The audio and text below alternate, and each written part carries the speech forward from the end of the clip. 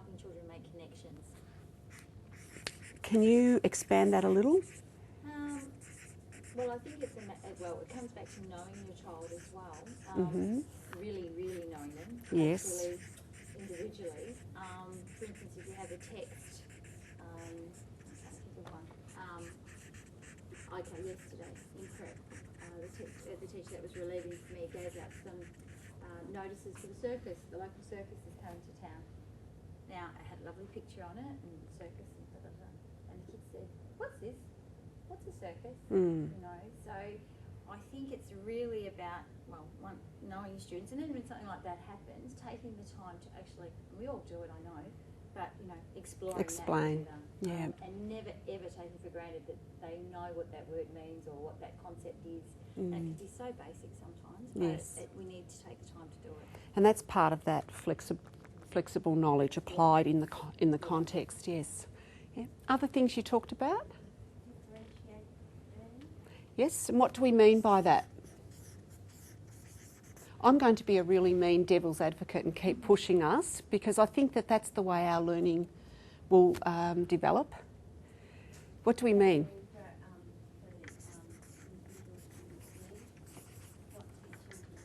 Yes, individual student need. Yeah. Thank you. Other things you talked about? Organisation and management of program classes. Yeah. There is that component, isn't it? Isn't there? Organisation management, yes. Other things? There's more than this. Understanding of how children learn. Yes. Knowing how students learn.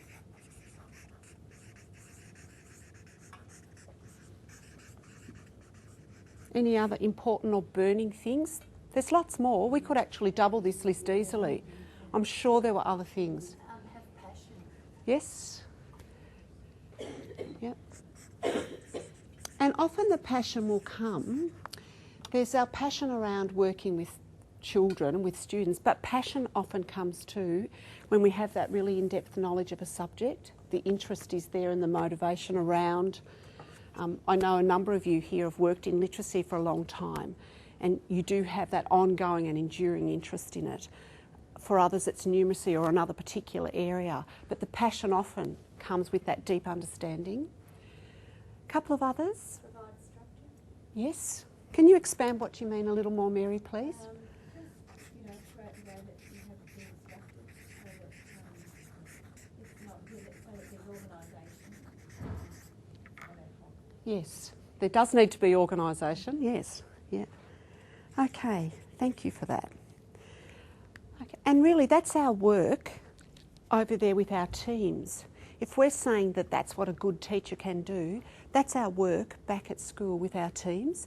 And a key thing to keep at the forefront of our mind as an overriding thing for the year, this is what we're moving toward. Because teachers who are effective know these things, and effective teachers work to build capacities in their students. So it's an overriding idea. This is the type of things that you have told me. I've limited that to literacy, given that our focus presently is about comprehension. Explicit teaching, and that was the in-depth knowledge that you talked about there. Did we touch upon this, placing emphasis on student development? That's what a good teacher is working toward always, student development, both for our really high capacity students, building them further, and those who might be at risk, because we are talking about building for all students, every opportunity, and building for all students. Maximising time on task, which I think is part of what Mary was talking to us about, being organised and having management in place. Balancing individual, small group and whole class instruction. We talked about differentiating and knowing the needs of individual students, and individual students' needs are met through that balance of small group, whole class and individual instruction, and knowing when to apply which one of those models and what's the best way to go. Student data performance to inform planning. Okay. The power of the teacher. Recent research shows that on average, regardless of a student's home background and the school's resources, 45 to variation in an individual student's learning outcomes relates to what goes on in individual classrooms. The percentage given varies sometimes in some of the research you might read, but what that's saying is that the difference between classrooms within the same school can be more than the difference between schools.